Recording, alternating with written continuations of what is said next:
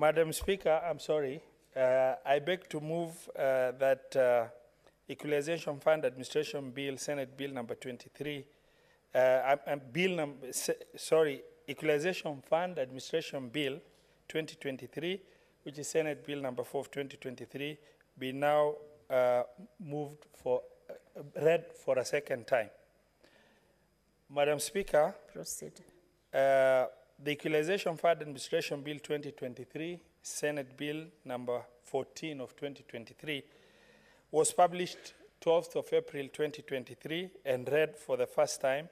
in the Senate at its sitting held on the 4th of May 2023. Thereafter, pursuant to Standing Order number 145 of the Senate, Standing Orders, the bill was committed to Standing Committee of Finance and Budget for consideration. The bill proposes to establish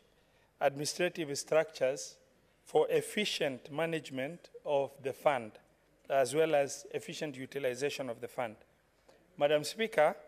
Equalization Fund was established under Article 204 of the Constitution of Kenya, and it provides for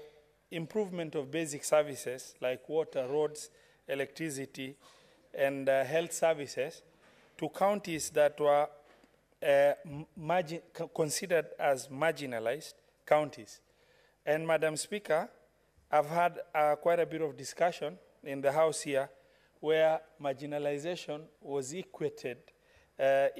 to poverty, and poverty equated to marginalization. It's worthwhile to create an understanding that marginalization is not equal to poverty, neither is poverty equal to marginalization, that marginalization is a state of underdevelopment and poverty arising from deliberate resource denial by successive governments, starting from colonial administration to date.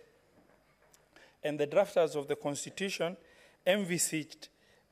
Equalization Fund to be able to address this, to bring these areas that are gravely underdeveloped to a level, to enjoy a level of services that is enjoyed by the rest of the country. Madam Speaker, initially, to operationalize Equalization Fund in 2015, the National Treasury had developed guidelines for management and administration of Equalization Fund. It is worth noting that the High Court, in the case petition number 272 of 2016, declared these guidelines on administration of Equalization Fund unconstitutional and hence null and void. This was on the basis that the 2015 guidelines negated the responsibility of the county government to have a role in management of the Equalization Fund. Madam Speaker, thereafter, this House in 2021 passed a new Equalization Fund Administration Regulation 2021 in this House, and the current bill seeks to give effect to those regulations in order to make sure that the administration of the Equalization Fund is anchored in substantive law. Madam Speaker, Equalization Fund Administration Bill 2023 mirrors the existing PFM Equalization Fund Administration Regulation 2021 and seeks to ensure administration of the fund is anchored in an Act of Parliament rather than PFM regulation. The bill proposes establishment of Equalization Fund Advisory Board comprising of the chairperson to be appointed by the Cabinet Secretary for National Treasury, Principal Secretary, Secretaries for Finance and Devolution, representative of pastoralist communities nominated by the National Assembly, representative of pastoralist communities nominated by the Senate, one person nominated by the Council of Governors drawn from marginalized areas, the control of budget, a representative of Commission of Revenue Allocation, and CEO who is going to be secretary to the board. Madam Speaker, the bill proposes that each county shall establish a county technical committee which shall be responsible for approving all projects financed by this fund. Further, The bill creates another structure under that, which is Sub-County Technical Committee, that is tasked with identification of projects within each sub-county. The Project Identification and Implementation Committee will identify and prioritize projects and beneficiaries of those projects in line with marginalized areas priorities as identified by the second policy, and now hoping to get a third policy in place. Madam Speaker, the bill obligates the board to, inter alia, appraise and evaluate projects proposed under the work plans as proposed through the committee structure, makes recommendation on priority areas requiring financing and implementation in accordance with the work plan, oversee in consultation with the county government the implementation of the projects to ensure compliance with the Constitution, monitor and evaluate projects implemented by the beneficiary county government. Madam Speaker, taking into consideration the delays that have taken place of implementation of Equalization Fund and the challenges that the fund suffered in these formative years up to now, where only 7 years are left from the sunset clause lapsing, which was 20 years initially. The bill proposes to extend the sunset clause by a further 10 years in order to make sure that the funds that are released amounting to 54 billion shillings are able to be released in time based on government performance in order to make sure that these marginalized counties do not suffer disadvantage. Madam Speaker, during consideration of the bill, the committee invited members of the public to submit their views on the bill. Further, the committee held consultative meeting with critical stakeholders such as the National Treasury,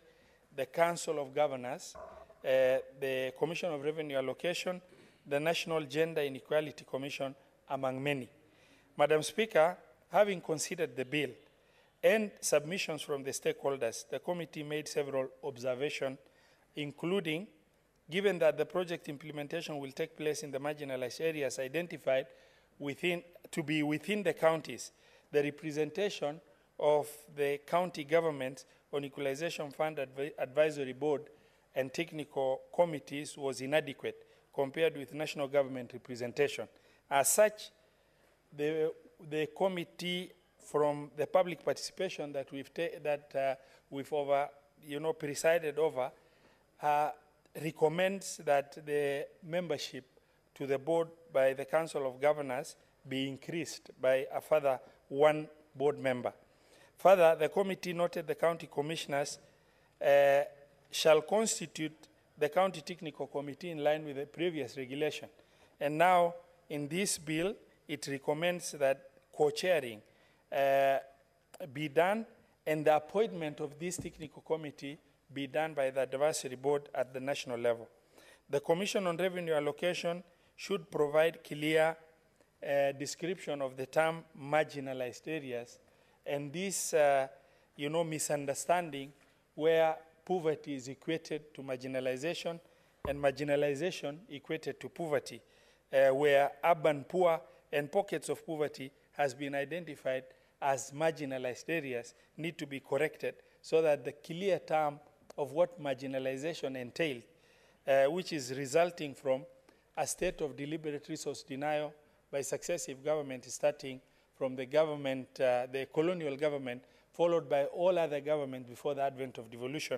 that necessitated, that created a situation of grave underdevelopment in selected counties. That is what the Constitution termed as marginalized areas initially. However, this has been subjected to quite a bit of definition from many areas,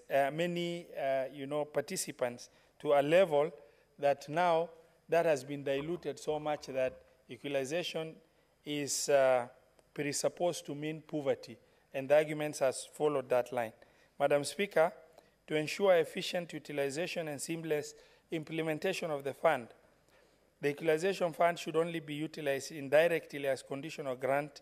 to counties as per the ruling of the court in line with the case as I've just mentioned.